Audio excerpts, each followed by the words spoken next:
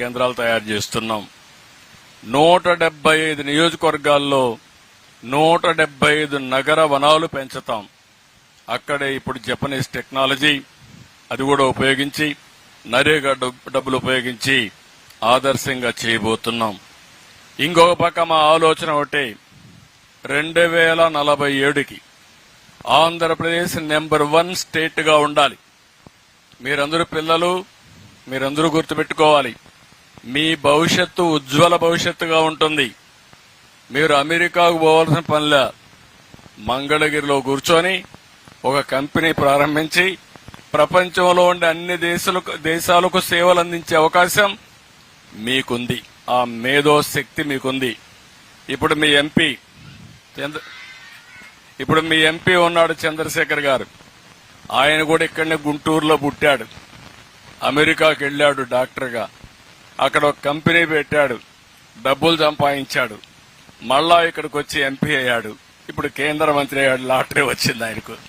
మీకు కూడా ఇలాంటివన్నీ కూడా ఒక స్టెప్ ముందు మీరు వేయగలిగితే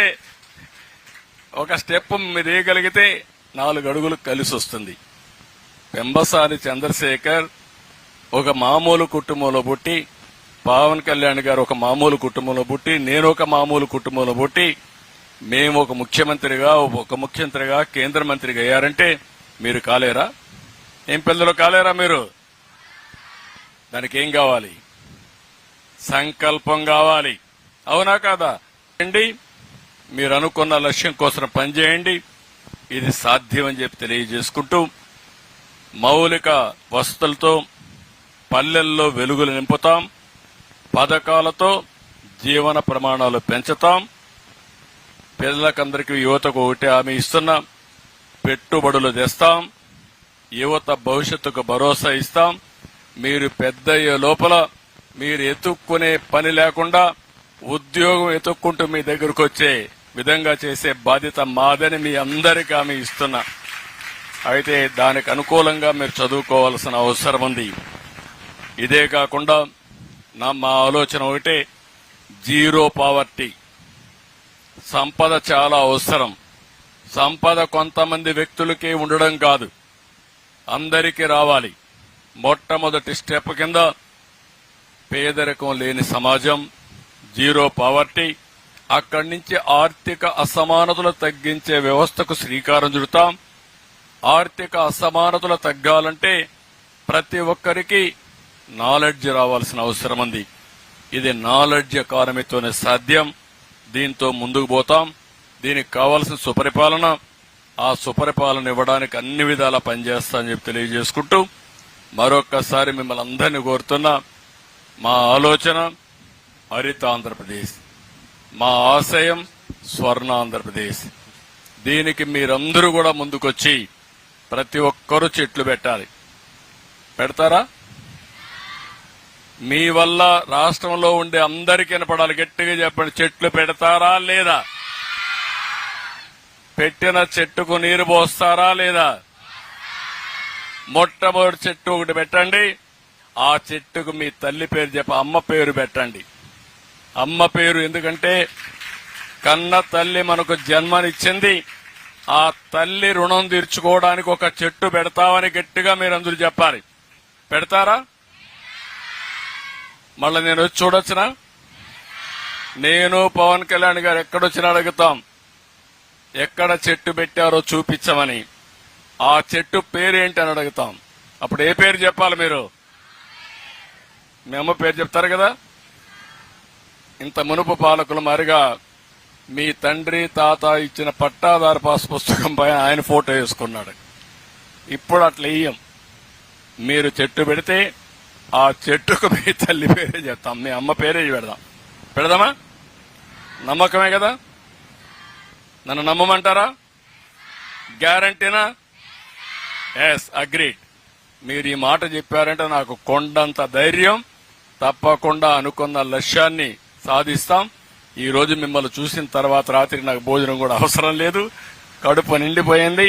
చాలా సంతోషం. I wish all the best. పిల్లలు, ఈ రాష్ట్ర భవిష్యత్తు మీ చేతుల్లో ఉంది. దానికి ఏం కావాలనో చేయడం మా బాధ్యత. అందరం కలిసి ముందుకు పోదామని మరొక్కసారి తెలియజేసుకుంటూ అందరికీ నమస్కారాలు. జై హింద్, జై హింద్. సార్, నవ్యాంధ్ర ఉజ్వలంగా, జ్వాజ్వల్యమానంగా, ప్రజ్వలంగా, మహోజ్వలంగా, ధగద్దగాయమానంగా, జగజ్జగాయమానంగా వెలగాలి. హరితాంధ్రప్రదేశ్, స్వర్ణాంధ్రప్రదేశ్ కావాలని కోరుకుంటున్నాను సార్. నేను కూడా మీలాగే నడిచేది చదువుకున్నాను సార్. చిన్నప్పుడు మా ఊరు నుంచి 8 కిలోమీటర్లు నడిచేది చదువుకున్నాను. నా పేరు ఏవికే సుజాత సార్, నాదెండ్ల మండలం, గణపవరం. నాదెండ్ల, ఇక్కడ గుంటూరులోనే ఉంటున్నాను. చూడండి అందరూ ఒకసారి. సుజాత గారు బాగా మాట్లాడారు కదా, బాగా మాట్లాడారా? గట్టిగా చప్పట్లు కొట్టి అభినందించండి. ఒకసారి బుక్ ఒకటి ఇవ్వండి.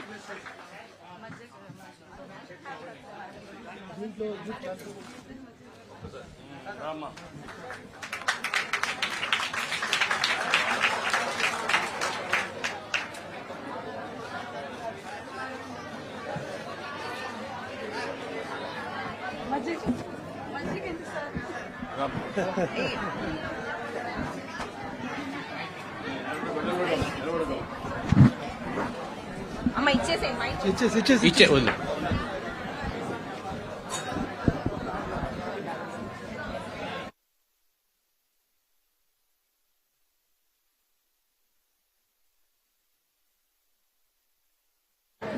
ఇప్పుడు గౌరవ డిప్యూటీ సీఎం గారికి అలాగే ముఖ్యమంత్రి గారికి మొమెంటో అందించవలసిందిగా కోరుతున్నాము. డిప్యూటీ సీఎం గారికి, ముఖ్యమంత్రి వర్యులు శ్రీ నారా చంద్రబాబు నాయుడు గారికి ఒక తీపి జ్ఞాపికగా చిరంజీవి చౌదరి గారు అందిస్తున్నారు.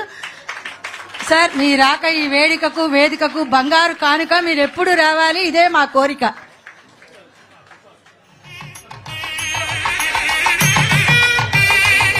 తదుపరి డిప్యూటీ సీఎం పవన్ కళ్యాణ్ గారికి ఒక మంచి తీపి జ్ఞాపికని మన అనంతరామ్ గారు, స్పెషల్ సిఎస్ ఫారెస్ట్ వారు అందిస్తున్నారు.